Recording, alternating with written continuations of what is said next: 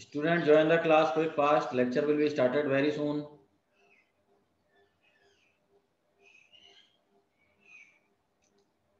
Okay Neel, दूसरे students को भी एक बार इन्फॉर्म कर देना क्लासेस का। यस सर कर दिया सर इन्फॉर्म। चलो ठीक है, ओके।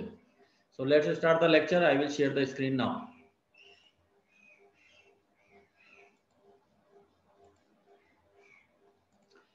ओके, लास्ट क्लास में अपन ने स्टडी करी थी पल्स कोड मॉड्यूलेशन पीसीएम, और आज अपन स्टडी करेंगे delta modulation.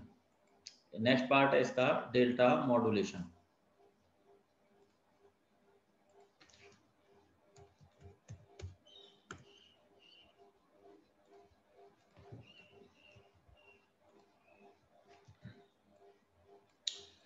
Okay, there is a disadvantage in case of PCM।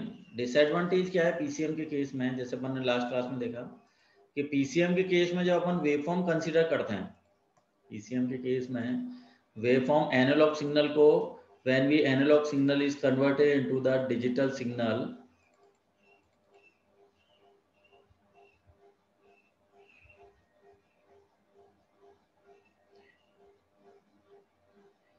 we have to using the quantization process. We have to using the quantization process, and in quantization, जैसे for example, जैसे मैं दोबारा यहाँ बताता हूँ एक बार, in case of PCM we have to consider, just simply consider a analog signal। Starting में analogue signal consider करें, ठीक है। एनालॉग सिग्नल के बाद अपन ने कौन सा प्रोसेस लगाया? Sampling process. सैम्पलिंग प्रोसेस में अपने सैंपल्स कैसे आए? इस तरह से सैंपल्स आए, 1 2 3 पॉजिटिव हाफ साइकिल के लिए और ये नेगेटिव हाफ साइकिल के था।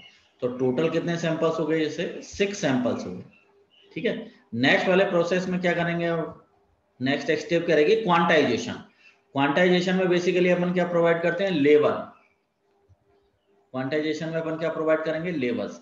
जैसे first sample, second sample, third sample, fourth sample, fifth sample और सिक्स सैंपल। सो लेवलिंग प्रोवाइडेड करने के लिए, क्वांटाइजेशन प्रोवाइड करने के लिए अपन इस तरह से डिवाइड करें।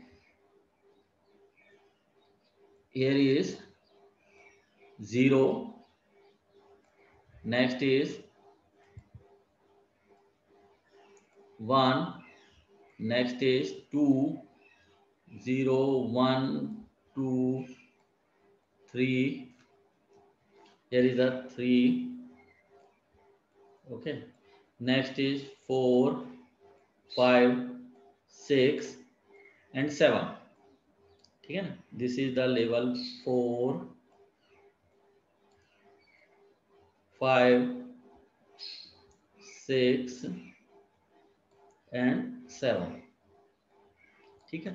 7 लेवल को रिप्रेजेंट अपन कितने बिट से कर सकते हैं? 3 बिट से। फॉर एग्जांपल 3 बिट से कंसीडर करें तो 0 0 0 को अपन कैसे रिप्रेजेंट करेंगे? एक 3 बिट से 0 0 0। सो 0 is represented by the 3 bit 0 0 0, ठीक है। 1 को कैसे रिप्रेजेंट करेंगे? 0 0 1 0 0 1। 2 को कैसे रिप्रेजेंट करेंगे अपन? 0 1 0, ठीक है। 3 को कैसे रिप्रेजेंट करेंगे? 0 1 1, ओके। 4 को कैसे रिप्रेजेंट करेंगे? 1 0 0। 5 को कैसे रिप्रेजेंट करेंगे? 1 0 1। 6 को कैसे रिप्रेजेंट करेंगे? 1 1 0। और 7 को फाइनल कैसे रिप्रेजेंट करते हैं अपन? 1 1 1। तो पर्टिकुलरली क्वांटाइजेशन प्रोसेस में अपन ने क्या करा कि जो सैंपल्स हैं, जो सैंपलिंग प्रोसेस के बाद जो सैंपल्स आए उनको एक पर्टिकुलर लेवल प्रोवाइड कर दिया। पर्टिकुलर अपन ने क्या एक लेवल प्रोवाइड कर दिया। अब मुझे इस वेव फॉर्म में देख के बताओ तुम कि किस किस सिग्नल के लिए कौन कौन से लेवल एलोकेटेड कर रखे हैं अपन? किस किस वाले सिग्नल? तो सैंपल जैसे 1 है, सैंपल 1 है, जैसे 1 सैंपल लिया, पहला सैंपल, वन सैंपल एक्चुअली किससे रिलेटेड है? 4 से। कौन से लेवल से रिलेटेड है ये? 4 वाले लेवल से। और 4 वाले लेवल को अपन किससे रिप्रेजेंट कर रहे हैं? 100 से। 100। ठीक है। अब दूसरा सैंपल बताओ, दूसरा सैंपल किससे एलोकेटेड है, किससे रिलेटेड है? दूसरा सैंपल रिलेटेड है 6 से। दूसरा सैंपल किससे रिलेटेड है? 6 वाले से। और 6 की कोडिंग अपन ने कैसे कर रखी है? 6 को कैसे कोड कर रखा है? 110 110। ठीक है। थर्ड वाला सैंपल बताओ मुझे, थर्ड वाला सैंपल किस लेवल से एलोकेटेड है? थर्ड वाला सैंपल किससे रिलेटेड है? 5th नंबर से। अच्छा चलो 5th नंबर से। और 5th नंबर का अपन ने कोडिंग कैसे कर रखी है? 5th वाले लेवल की 101 101। ठीक है। इसी तरह से 4th वाले सैंपल के बताओ, 5th वाले का बताओ और 6th वाले को। टोटल 6 सैंपल है। 4th वाला किससे रिलेटेड है, 5th वाला किससे और 6th वाला किससे रिलेटेड? अब इसमें देखें हम 4th वाला लेवल फोर्थ वाला सैंपल किससे रिलेटेड है? 2 से। और 2 को कैसे रिप्रेजेंट करना है? 001 001। ठीक है। 5th वाला सैंपल किससे रिलेटेड है? 0 से। 0। इसकी कोडिंग कैसे करी अपन ने 5th वाले सैंपल की? 000। ठीक है। सबसे जो लास्ट वाला सैंपल है, अब मुझे ये बताओ, लास्ट वाला जो सैंपल है वो बिटवीन है, 1 और 2 के बिटवीन है, पर नियरेस्ट किसके है? 2 के नियरेस्ट है कि 1 के नियरेस्ट है? तो जो जिसके नियरेस्ट है उस वाले लेवल को कंसीडर कर लेंगे। तो ये छठा वाला जो सैंपल है ये एक्चुअली किसके नियरेस्ट है? 1 के नियरेस्ट है। तो कंसीडर क्या करेंगे यहाँ? 1। तो 1 के लिए अपन कैसे रिप्रेजेंट कर रहे हैं, कोडिंग कैसे कर रहे हैं उसकी? 001 001। मतलब एक और एग्जांपल से जैसे मैं बताऊं तुम्हें, अगर कोई सैंपल है और वो जैसे इन बिटवीन ये है, जैसे ये है, तो 5th और 6th के बीच में है, पर नियरेस्ट किसके है? ये 6th के नियरेस्ट है तो 6th को कंसीडर कर लेंगे, 5th के नियरेस्ट है तो 5th को रेस्पेक्टिव कंसीडर कर लेंगे। ये इसका मीनिंग। ठीक है। तो कोई भी अगर सैंपल इन बिटवीन आएगा तो उस केस में अपन नियरेस्ट जो होगा उस नियरेस्ट लेवल को अपन कंसीडर कर लेंगे। तो फाइनली अपना डिजिटल सिग्नल कैसे आ गया? फाइनली डिजिटल सिग्नल कैसे आएगा जब अपन ट्रांसमिट करेंगे? तो इसको 100 next 100 110 next 110 next 101 next coding next level 101 next 011 next 000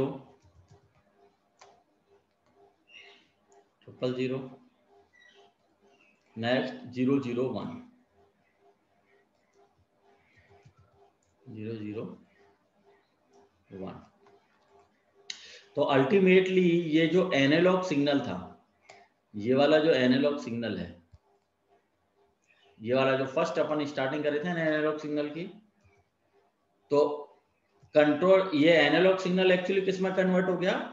digital signal में। ये किस में कन्वर्ट हो गया? अपना डिजिटल सिग्नल में, by using PCM method. By using PCM method. और पीसीएम में कौन कौन से अपन ने प्रोसेस काम में लिए? सबसे पहले सैंपलिंग करा, फिर क्वांटाइजेशन करा और फिर लास्ट में एनकोडिंग करा।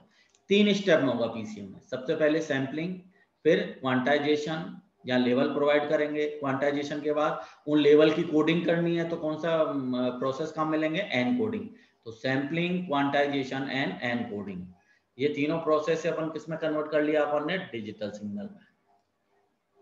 अब इसमें क्या है, पीसीएम में जब अपन एनालॉग सिग्नल को डिजिटल सिग्नल में कर रहे हैं ना कन्वर्ट, तो बैंडविड्थ बहुत ज्यादा है। बैंडविड्थ क्यों ज्यादा है? क्योंकि इसमें large number of bits required हैं।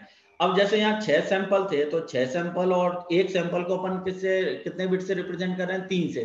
तो टोटल कितने बिट्स हो गए यहाँ पे? 18 bits. 18 bits are required. Total कितने बिट्स की रिक्वायरमेंट होगी अपने को? इस सिग्नल को डिजिटल सिग्नल में कन्वर्ट करने के लिए कितने बिट्स की रिक्वायरमेंट रहेगी मुझे? 18 बिट्स की। तो जितने ज्यादा नंबर ऑफ बिट्स रहेंगे उतनी ही ज्यादा टाइम कंज्यूमिंग होगा, उतना ही ज्यादा एक्सपेंसिव होगा और उतनी ही ज्यादा बैंडविड्थ की रिक्वायरमेंट रहेगी। ठीक है ना? पहले एक सिग्नल जाएगा, 0 जाएगा, फिर वेट करो, फिर नेक्स्ट 1 जाएगा, फिर 0 जाएगा, फिर 1 जाएगा। तो इस तरह से क्या है, ये थोड़ा सा डिले प्रोसेस हो जाएगा और बैंडविड्थ भी रिक्वायरमेंट ज्यादा रहेगी पीसीएम केस में। तो इस वाली जो प्रॉब्लम है, जहां लार्ज नंबर ऑफ बिट्स वाली जो प्रॉब्लम है, इस प्रॉब्लम को सॉर्ट आउट कैसे कर दिया अपन ने? By using delta modulation.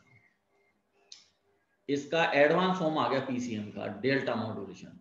Delta modulation में क्या है कि एक सैंपल को एक बिट से ही रिप्रेजेंट करना है, या तो वो 0 होगा या फिर वो 1 होगा। जबकि अपन यहां देख रहे हैं तो पहले सैंपल को मैंने कितने बिट से रिप्रेजेंट कर रहा हूं? 3 बिट से। जबकि डेल्टा मॉड्यूलेशन में क्या होगा, इन 3 बिट की जगह 1 बिट से रिप्रेजेंट करेंगे। ये एडवांटेज, तो 2 बिट की सेविंग हो गई भाई। जैसे यहाँ पहले सैंपल को मैं रिप्रेजेंट कर रहा हूँ, जब फर्स्ट सैंपल था ना, फर्स्ट सैंपल जो 4 पे है, तो मैं इसको 3 बिट से रिप्रेजेंट कर रहा हूँ, 1 2 और 3, मतलब 1 0 0 से रिप्रेजेंट कर रहा हूँ। अब 3 बिट की जगह अगर मैं 1 बिट से रिप्रेजेंट करने लग जाऊं तो अपना टाइम बच गया, बैंडविड्थ भी बच गई। 3 बिट की जगह अपन 1 बिट से रिप्रेजेंट करने लग जाए, 1 बिट से ही उसको आइडेंटिफाई करने लग जाए, तो ये बहुत बड़ा एडवांटेज हो जाएगा। बैंडविड्थ सेव हो जाएगी, टाइम सेविंग हो जाएगा, लेस एक्सपेंसिव होगा। तो ये सारा जो प्रॉब्लम है पीसीएम की, वो किससे सॉर्ट आउट होगी? डेल्टा मॉड्यूलेशन में। तो डेल्टा मॉड्यूलेशन का एक और दूसरा नाम अपन क्या कहते हैं? 1 बिट पीसीएम। मतलब पीसीएम जैसे प्रोसेस चलेगा, पर वहां जो 3 बिट या 4 बिट या 5 बिट से अपन पीसीएम में रिप्रेजेंट करते हैं, वो केवल सिंगल बिट से ही अपन डीएम में प्रेजेंट कर देंगे। ये एडवांटेज है delta modulation. So that's why it is also known as the 1 bit PCM. Okay, ठीक है। अब देखते हैं इसके डेल्टा मॉड्यूलेशन का ऑपरेशन को। अब यहां देखो, जैसे वेवफॉर्म, इधर देखो वेवफॉर्म में सबसे पहले ये ले लिया अपन ने एनालॉग सिग्नल। ये एनालॉग सिग्नल लिया, ठीक है।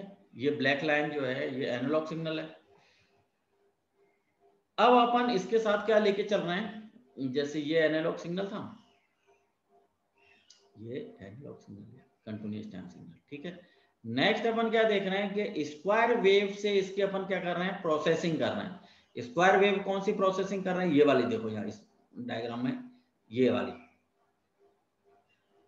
ये स्क्वायर वेव से क्या कर रहे हैं अपन? इसकी प्रोसेसिंग।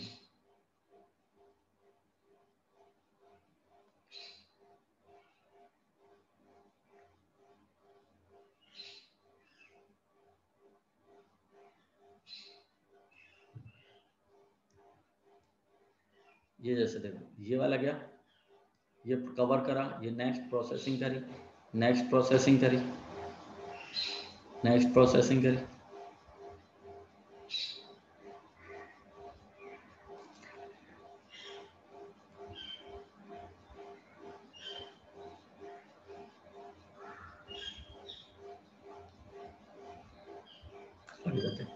अब 2 वेवफॉर्म अपन यहाँ ऑब्जर्व कर रहे हैं डेल्टा मॉड्यूलेशन में। एक तो ये वाली लाइन है जो एनालॉग सिग्नल वाली लाइन है, ठीक है ना, पर्पल कलर की एनालॉग। और रेड वाली कलर लाइन से अपन क्या करेंगे?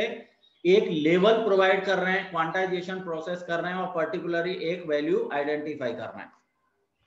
अब यहाँ देखो तुम, जैसे यहाँ ये एनालॉग सिग्नल चालू हुआ और इसके एडप्शन में स्क्वायर वेवफॉर्म एक्चुअली क्या कर रही है? जैसे जैसे सिग्नल बढ़ रहा है ना, उसी तरह से वो सिग्नल स्क्वायर वेवफॉर्म भी इंक्रीज हो रही है।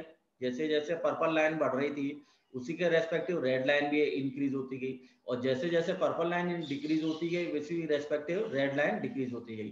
दैट मीन्स कि जो स्क्वायर वेवफॉर्म है, जो इसको रेड वाली जो लाइन है, वो पर्पल वाले सिग्नल को क्या कर रही है? एडप्ट कर रही है। एडप्शन वाला प्रोसेस चल रहा है। जब वो इंक्रीज हुआ तो रेड लाइन भी इंक्रीज हो गई, जब वो डिक्रीज हुआ तो रेड लाइन भी डिक्रीज हो गई। क्लियर हुई बात? अब जैसे जैसे सिग्नल बढ़ा तो ये रेड लाइन ऊपर इंक्रीज होती गई, जैसे जैसे पर्पल सिग्नल रिड्यूस होता गया रेड लाइन डिक्रीज होती गई। अब मुझे ये बताओ, यहाँ देखें फर्स्ट वाले केस में, यहाँ फर्स्ट वाले केस में देखें अपन, इस वाले फर्स्ट वाले, दैट इज द फर्स्ट। अब जैसे ही ये रेड लाइन डिक्रीज है पर्पल लाइन से, तो अपन ने किससे इंडिकेट कर दिया? इसको 0 से इंडिकेट कर दिया। अब ये इंक्रीज होती जा रही है, जैसे जैसे पर्पल लाइन इंक्रीज हो रही है तो रेड लाइन भी क्या होगी, इंक्रीज हो रही है। तो रिप्रेजेंट कैसे करा अपन ने, 1 से रिप्रेजेंट करा। फिर दोबारा इंक्रीज होती गई, 1 से रिप्रेजेंट कर दिया। फिर तीसरी बार में इंक्रीज होती गई, 1 से रिप्रेजेंट कर दिया। फिर रेड लाइन उससे इंक्रीज होगी तो 1 से रिप्रेजेंट कर दिया। नेक्स्ट वाले केस में, इस वाले केस में क्या हो गया, रेड लाइन क्या होगी, डिक्रीजिंग फॉर्म में आ गई। रेड लाइन पर्पल लाइन से क्या है, डिक्रीजिंग वाली, लोअर लेवल पे। तो रिप्रेजेंट अपन ने कैसे करा, 0 से रिप्रेजेंट कर दिया। नेक्स्ट क्या हुआ, फिर दोबारा ये रेड लाइन इससे इंक्रीज हुई तो 1 से रिप्रेजेंट कर दिया। ये फिर दोबारा डिक्रीजिंग ऑर्डर में आई, 0 से रिप्रेजेंट कर दिया। फिर डिक्रीजिंग ऑर्डर में 0 से रिप्रेजेंट कर दिया। नेक्स्ट फिर 0 से रिप्रेजेंट कर दिया, और फिर रेड लाइन जैसे इंक्रीज हुई तो 1 से रिप्रेजेंट कर दिया। इसका मीनिंग क्या है,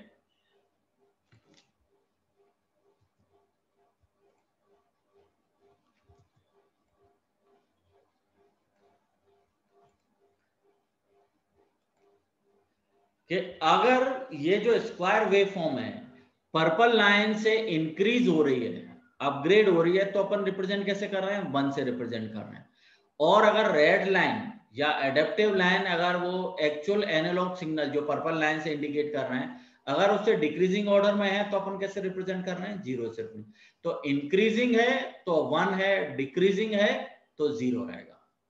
रेड लाइन लोअर है पर्पल लाइन से, 0 इंडिकेट होगा।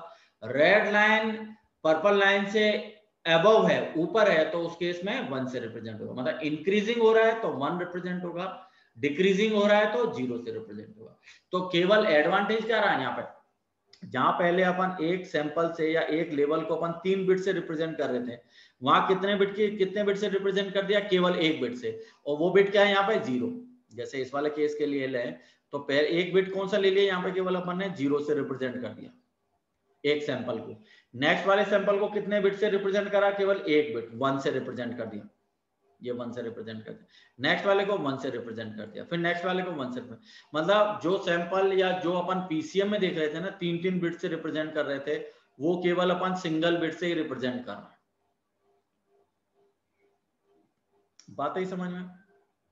और दूसरी बात, और दूसरा एक लॉजिक और है इसमें डेल्टा मॉड्यूलेशन में, कि जो नेक्स्ट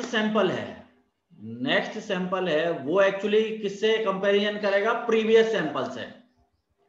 जैसे नेक्स्ट सैंपल है, प्रीवियस से अगर इंक्रीज हो रहा है तो 1 आ जाएगा, समझ में आई बात। और नेक्स्ट सैंपल अगर प्रीवियस से डिक्रीज हो रहा है, लोअर है, तो 0 आ जाएगा। मतलब नेक्स्ट सैंपल है वो किससे कंपैरिजन करेगा, प्रीवियस सैंपल से। नेक्स्ट सैंपल प्रीवियस सैंपल से इंक्रीज हो रहा है, 1 मीनिंग आएगा। नेक्स्ट सैंपल प्रीवियस सैंपल से डिक्रीज हो रहा है तो 0 रिप्रेजेंट हो जाएगा। तो यहाँ एक्चुअली मेन बेसिक जो कंसेप्ट है ना, वो कंसेप्ट कहां से निकल के आया, कि नेक्स्ट सैंपल को कंपेयर करना है प्रीवियस सैंपल से। कंपैरिजन कंसेप्ट क्या है यहाँ पे, कंपैरिजन करते जाओ, नेक्स्ट सैंपल को प्रीवियस सैंपल से कंपैरिजन करते जाओ। अगला सैंपल इंक्रीज हो रहा है, 1 दे दो, अगला सैंपल डिक्रीज हो रहा है, 0 दे दो। समझ में आई। कंपैरिजन उसने किससे करा, अगले सैंपल का कंपैरिजन किससे करा, प्रीवियस वाले से। प्रीवियस वाले से अगला बड़ा है, 1 हो जाएगा। प्रीवियस वाले से अगला वाला छोटा है तो 0 हो जाएगा। बात है समझ में।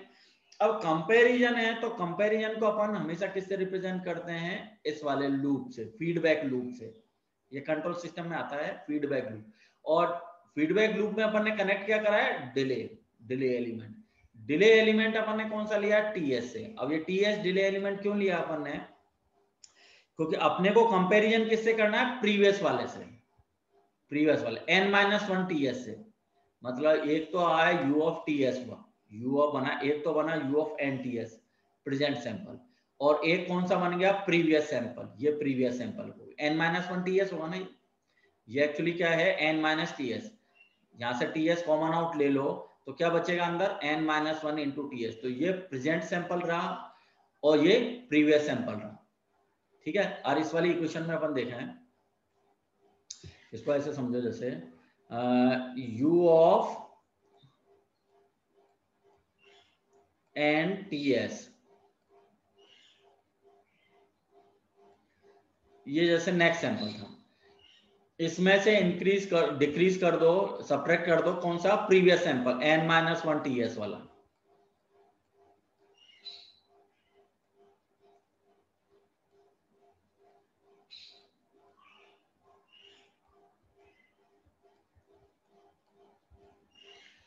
जैसे u ऑफ NTS कौन सा सैंपल है, 10th नंबर का, 10th नंबर का सैंपल है ना। तो n-1 TS कौन सा होगा, 9th नंबर का, है ना, एक कम, जस्ट प्रीवियस वाला। अगर 10th अगला वाला सैंपल है तो जस्ट प्रीवियस कौन सा होगा, 9th वाला सैंपल, है ना। अगला अगर 4th है तो जस्ट प्रीवियस क्या होगा, 3rd वाला।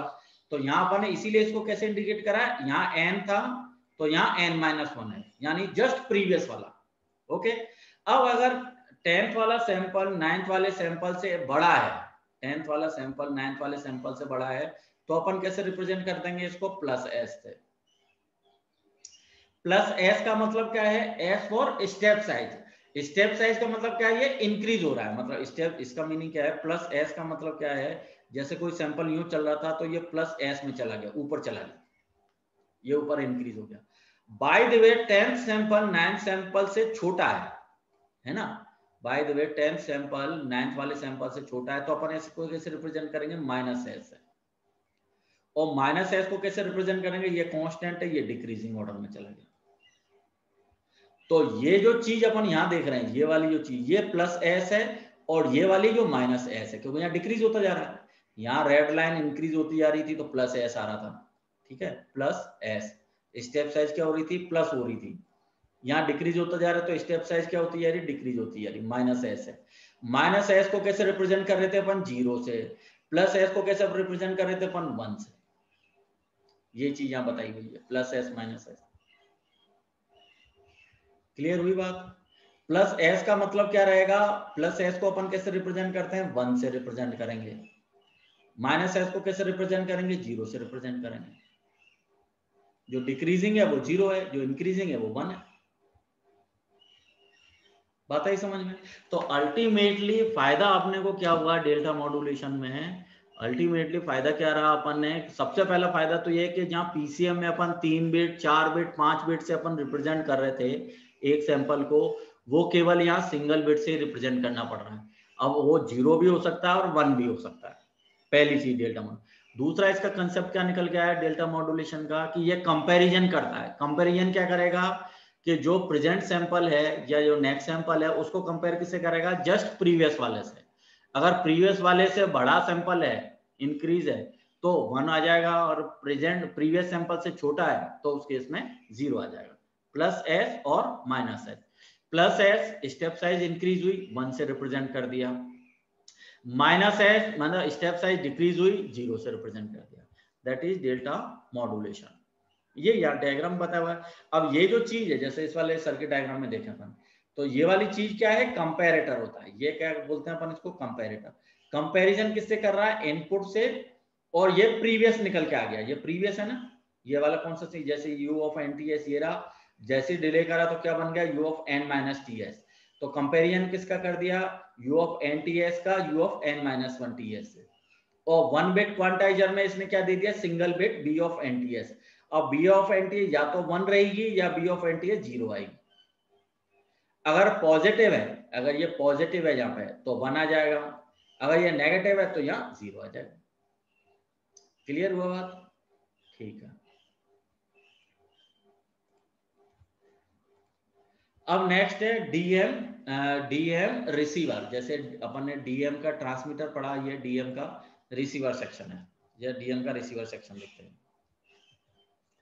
डीएम के रिसीवर सेक्शन में इनपुट लिया, ठीक है, इनपुट को फिर दोबारा डिले कर दिया। डिले क्यों कर रहे हैं कि जो अपन वहां इंक्रीज कर रहे थे, जो डिक्रीज कर रहे थे, उसको आप क्या कर दो, दोबारा एक्चुअल एनटीएस में लिया। एक्चुअल क्या लिया है अपन, एक्यूमुलेटर में, मतलब जो वहां अपन सब्ट्रैक्ट कर रहे थे, जो पार्ट अपन वहां सब्ट्रैक्ट कर रहे थे, वो चीज अपन ने क्या कर दी, यहाँ पे ऐड कर दी। यहाँ ऐड वाले साइन दिख रहे हैं ना दोनों, ये भी प्लस है, ये भी प्लस है, जबकि ये जो इस वाले केस में अपन क्या देख रहे थे, ये माइनस है। यहाँ ये क्या हो रहा है, माइनस हो रहा है। यहाँ देखो इसको देखो बेटा गौर से, यहाँ ये देखिए रेड से मैंने गोला कर दिया, ये माइनस हो रहा है। यहाँ प्लस है और यहाँ माइनस है, मतलब ये जो क्वांटिटी प्लस हो रही है, पर ये इसमें क्या हो रही है, माइनस होने से सब्ट्रैक्ट हो रही है। But in case of receiver में दोनों जगह प्लस है, यहाँ भी प्लस है और ये यहाँ भी प्लस है। तो दोनों को अपन ने क्या कर दिया, जो डिले कर रहे थे, जो ट्रांसमीटर सेक्शन पे अपन सब्ट्रैक्ट कर रहे थे टीएस से, वो अपन ने यहाँ क्या कर दिया, ऐड कर दिया, एक्यूमुलेट कर दिया। एक्यूमुलेटर का मतलब ऐड करना। यहाँ पे डिले टाइम टीएस से अपन ने क्या कर दिया, उसको ऐड कर दिया, तो एक्चुअल सिग्नल आ गया। एक्चुअल को किससे पास करना है, फिल्टर हमेशा कौन सा काम में लेंगे रिसीवर पे, लो पास फिल्टर, और अपना आउटपुट आ जाएगा low pass filter, always using the low pass filter at the receiver section, ये लो पास फिल्टर आ जाएगा।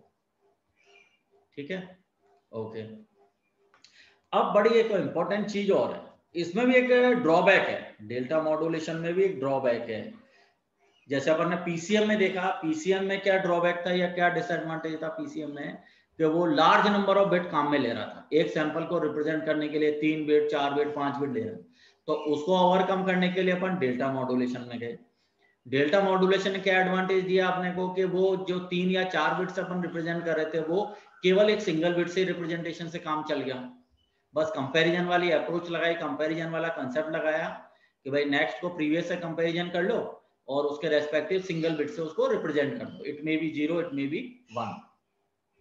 पर इसमें क्या एडवांटेज क्या डिसएडवांटेज रहा, क्योंकि इसकी एक फिक्स स्टेप साइज चलती है ना, जैसे सिग्नल बढ़ रहा है ये भी स्टेप साइज इसको बढ़ता जाएगा, ठीक है ना, ये बढ़ रहा है।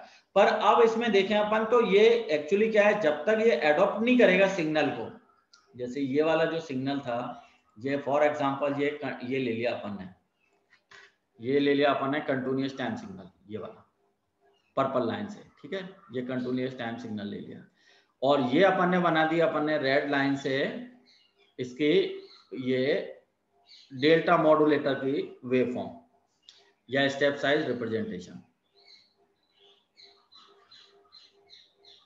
ठीक है, ये अपन ने रिप्रेजेंटेशन बना, ठीक है।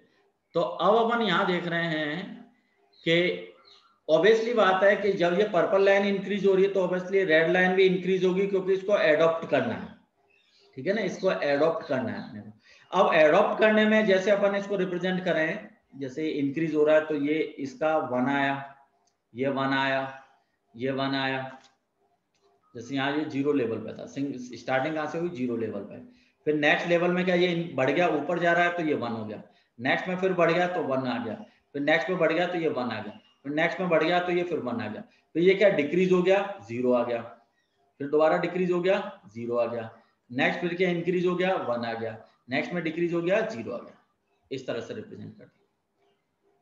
ये डेल्टा मॉड्यूलेटर की वेवफॉर्म है ना, जैसे ये 0 था, ये वाला जैसे ये 0 के रेस्पेक्टिव था सबसे पहले, ये जैसे इंक्रीज हुआ 1 हो गया, ये फिर इंक्रीज हुआ 1 हो गया, ये वाला इंक्रीज हुआ ये फिर 1 हो गया। अब इसमें एक डिसएडवांटेज क्या निकल के आया, ये तो चलो अपन ने बना दी वेवफॉर्म, अपन ने रिप्रेजेंटेशन भी कर दिया, ठीक है, ये डिक्रीज हुआ 0 हो गया, ये डिक्रीज हुआ 0 आ गया, ये फिर इंक्रीज हो गया तो 1 हो गया, और ये डिक्रीज हुआ तो फिर ये 0 आ गया। ये तो चीज चलो समझ में आ गई अपने कि इंक्रीज डिक्रीज हो रहा है तो अपन 1 0 1 0 उसको एलोकेट करते जा रहे हैं, ठीक है। बट अब इसमें ये बात समझने वाली चीज है कि अगर जैसे इस वाले चीज में अपन क्या देख रहे हैं कि जो कंटिन्यूअस टाइम सिग्नल है उसका स्लोप बहुत ज्यादा फास्ट स्लोप गया ऊपर, जैसे एक तो जाए कोई सिग्नल इस तरह से जाए सिग्नल, ठीक है, और एक इस तरह से चला गया सिग्नल, जैसे एक सिग्नल ऐसे गया और एक सिग्नल ऐसे गया, तो स्लोप किसका ज्यादा है, इसका फास्ट स्लोप हो गया, फटाफट से ऊपर गया फटाफट से नीचे आ गया, जबकि एक कोई सिग्नल है तो स्मूथली स्लोप में जा रहा है, एक फटाफट वाले स्लोप में जा रहा है, तो स्लोप इसका ज्यादा है। तो जिस सिग्नल्स में कंटिन्यूअस टाइम सिग्नल के स्लोप ज्यादा है ना, वहां ये मैक्सिमम रेक्टेंगुलर सिग्नल वेस्ट हो जाते हैं। ये जैसे 1 2 3 4 कितने रेक्टेंगुलर सिग्नल अपन ने इसमें यूटिलाइज करें, जैसे 1 2 3 4 रेक्टेंगुलर सिग्नल। अगर बाय द वे अगर 4 की जगह में केवल 1 से काम चल जाता, कैसे काम चल जाता कि यहां से जैसे सिग्नल चालू होता और सीधा फटाफट से अडॉप्ट कर लेला ऊपर जाके, फिर यहाँ चला जाता, यहाँ से जाके फिर ये फटाफट अडॉप्ट कर लेता, तो कितनी पल्स काम में, कितने स्क्वायर वेवफॉर्म काम में आती, केवल 1 2 और 3, और यहाँ पर ने कितनी काम में ली 5 ले ली, 1 2 3 4 5, है ना, तो 5 की बजाय अपने किससे रिप्रेजेंट हो जाता, केवल 3 पल्स से। तो ये वाला एक इसका डिसएडवांटेज है डेल्टा मॉड्यूलेशन में, कि बाय द वे अगर कंटिन्यूअस टाइम सिग्नल का स्लोप स्मूथ नहीं होके हाई है या लो है, या तो स्लोप उसका बहुत ज्यादा या पीक पे चला गया फटाफट से, या स्लोप बहुत ज्यादा लोअर है, लोअर वाले पीक में चला गया, तो उस केस में क्या है, डेल्टा मॉड्यूलेशन क्या है, टाइम कंज्यूमिंग हो जाएगा, लार्ज नंबर ऑफ बिट की रिक्वायरमेंट रहेगी। तो उसको अपन अवॉइड करने के लिए ये जो प्रॉब्लम है, इसको अपन, जैसे लार्जर स्लोप है तो कौन सी एरर कहलाती है, स्लोप ओवरलोड डिस्टॉर्शन। और अगर स्लोप बहुत कम है, स्लोप अगर डिक्रीजिंग ऑर्डर में है, जैसे ये स्लोप पॉजिटिव वाला है और एक स्लोप नेगेटिव वाला आ जाए, तो उस केस में जो नेगेटिव स्लोप वाला है उसको अपन क्या, कौन सी एरर बोलेंगे, ग्रैनुलर नॉइज। अगर स्लोप पॉजिटिव है, ऊपर साइड है, तो स्लोप ओवरलोड डिस्टॉर्शन आएगा। अगर वो डाउनवर्ड डायरेक्शन में आ रहा है तो ग्रैनुलर नॉइज आएगा, that is known as the granular noise. तो अगर कोई स्मूथ सिग्नल है तब तो कोई दिक्कत नहीं है, जैसे ये वाले जो फर्स्ट अपन ले रहे थे ना, ये वाला, ये जैसे स्मूथ है, इसका जो स्लोप है वो पीक नहीं है, जैसे यू पीक टाइप का स्लोप नहीं है, केवल स्मूथ फॉर्म में, स्मूथ वाले फॉर्म है, तो ये कोई दिक्कत नहीं है। पर अगर स्लोप अगर फटाफट ऊपर चला गया, हायर है, तो स्लोप ओवरलोड डिस्टॉर्शन प्रॉब्लम आ जाएगी। अगर वो तेजी से नीचे गिर रहा है तो वो ग्रैनुलर नॉइज है। तो इसको अवॉइड करने के लिए अपन क्या, कौन सी अप्रोच अपन काम में लेंगे, adaptive delta modulation. Delta modulation का और एडवांस फॉर्म आ गया एडेप्टिव डेल्टा मॉड्यूलेशन, एडीएम। जैसे डीएम क्या डेल्टा मॉड्यूलेशन है, तो एडीएम क्या रहेगा, adaptive delta modulation. Adaptive delta modulation जैसे इसके नाम से इंडिकेट है कि ये फटाफट अडेप्ट करेगा, किसको अडेप्ट करेगा, कंटिन्यूअस टाइम सिग्नल को। कैसे अडेप्ट करेगा, अगर स्लोप पीक पे जा रहा है तो जो उसकी स्टेप साइज है वो फटाफट बढ़ जाएगी, अगर वो कम हो रहा है तो उसकी स्टेप साइज कम हो जाएगी। जैसे यहाँ स्टेप साइज फिक्स चल रही है, जैसे ये एस, ये जो एस है ना, ये स्टेप साइज फिक्स है, यहाँ ये एस है, फिर ये एस है, ये स्टेप साइज, फिर ये दोबारा एस है। पर ये अगर पॉजिटिव स्लोप ज्यादा है तो इस स्टेप साइज को फटाफट ऊपर पहुंचा दो, ये अडॉप्ट कर लिया पर्पल लाइन को, ये फटाफट अडॉप्ट कर लिया पर्पल लाइन को। डिक्रीज हो रहा है तो फटाफट डिक्रीज हो जाए, फटाफट अडॉप्ट कर ले, फिर ये फटाफट अडॉप्ट कर ले। तो स्टेप साइज क्या होगी, एडीएम में वेरिएबल रहेगी। अगर स्लोप ज्यादा है तो स्टेप साइज इंक्रीज हो जाएगी, अगर स्लोप कम है तो स्टेप साइज डिक्रीज हो जाएगी। तो that is known as the adaptive delta modulation. ठीक है, टू ओवरकम और to reduce the error in, जो डेल्टा मॉड्यूलेशन में जो एरर आ रही है, कौन कौन सी एरर आ रही है, एक स्लोप ओवरलोड डिस्टॉर्शन एरर आ रही है, एक ग्रैनुलर नॉइज एरर आ रही है। ठीक है, स्लोप ओवरलोड डिस्टॉर्शन कब आएगा, जब स्लोप क्या पॉजिटिव डायरेक्शन में हाई हो, इंक्रीज हो जाए फटाफट से। ग्रैनुलर कब आएगा, जब वो तेजी से डिक्रीज हो जाए, लोअर लेवल में आ जाए, नेगेटिव साइड में उसका स्लोप डिक्रीज हो जाए। तो इन दोनों एरर को अवॉइड करने के लिए अपन कौन सा अप्रोच काम में लेंगे, एडेप्टिव डेल्टा मॉड्यूलेशन, एडीएम। ठीक है, एडेप्टिव डेल्टा मॉड्यूलेशन।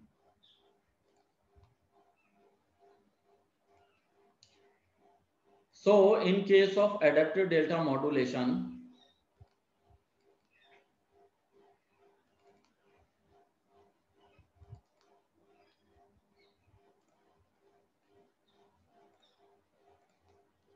जैसे इस वाले सर्किट में देखो एडेप्टिव डेल्टा मॉड्यूलेशन में, अब इसमें अपन देख रहे हैं कि जैसे स्लोप इंक्रीज हुआ तो स्टेप साइज पहले जैसे S1 चल रही थी, पहले अपनी स्टेप साइज कौन कौन सी चल रही थी इसमें, ये वाली, जैसे यहाँ देखो, ये जैसे फिक्स स्टेप साइज थी, यहाँ ये वाली स्टेप साइज जैसे फिक्स थी, ये स्टेप साइज फिक्स थी, ये वाली स्टेप साइज फिक्स थी, ये स्टेप साइज S1 थी। जैसे फॉर एग्जांपल S1 तीनों में बराबर बराबर थी।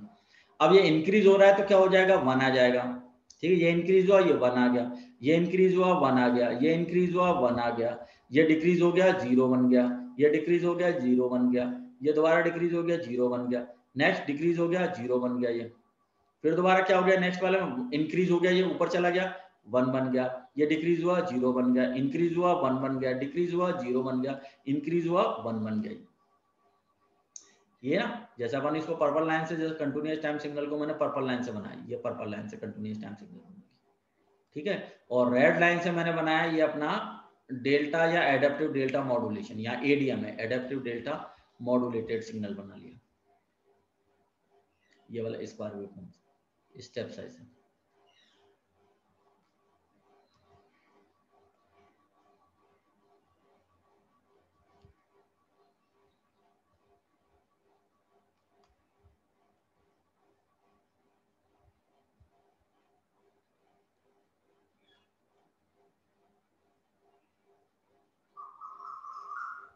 ठीक है। दूसरा एक अपन इसमें ऑब्जर्व कर रहे हैं कि जैसे डीएम वाला केस मैं ले रहा था पहले, जैसे डीएम वाला ये केस था, तो उसमें उस केस में कैसे वेवफॉर्म आ रही थी, इस तरह से।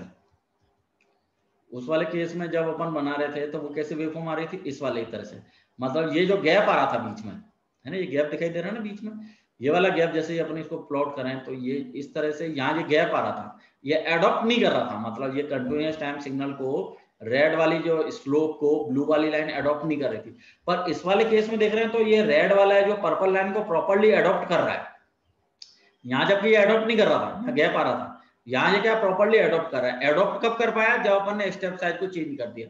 मतलब जैसे शुरू के जो 3 है, शुरू के जो बेटे हैं, वहां स्टेप साइज क्या थी, S1 थी। अब जैसे ही स्लोप ज्यादा बढ़ा तो उसने स्टेप साइज क्या कर दी, इंक्रीज कर दी, S2 बनानी। तो स्टेप साइज S2 क्या है, step size S2 is greater than S1। जैसे ही स्लोप बढ़ा, जैसे S1 से वो किस में चला गया, स्टेप साइज में S2 में चला गया। तो स्टेप साइज उसने क्या कर दी, इंक्रीज कर दी। इंक्रीज क्यों करी, क्योंकि उसको एडॉप्ट करना है, एडॉप्शन वाली अप्रोच में लाना है, कंटिन्यूअस पर्पल लाइन को एडॉप्ट करना है रेड लाइन को, तो adopt, so that's why known as the ADM, adaptive delta modulation. और इसमें क्या है, अपन ग्रेनुलर और स्लोप ओवरलोड डिस्टॉर्शन को क्या कर देंगे, अवॉइड कर देंगे, एडीएम।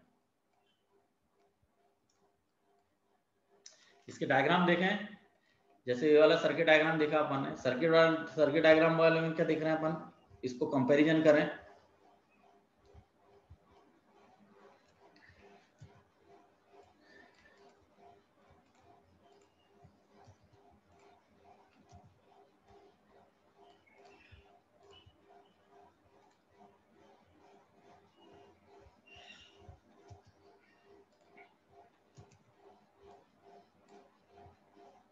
अब इसके डायग्राम अपन देखें ट्रांसमीटर सेक्शन और रिसीवर सेक्शन में। तो ट्रांसमीटर सेक्शन और दोनों को कंपैरिजन करें, डेल्टा मॉड्यूलेशन और एडेप्टिव डेल्टा मॉड्यूलेशन में अगर अपन दोनों को कंपैरिजन करें, जैसे इसका था क्या था, जैसे डेल्टा मॉड्यूलेशन का जो डायग्राम ये वाला था, ये वाला डायग्राम था।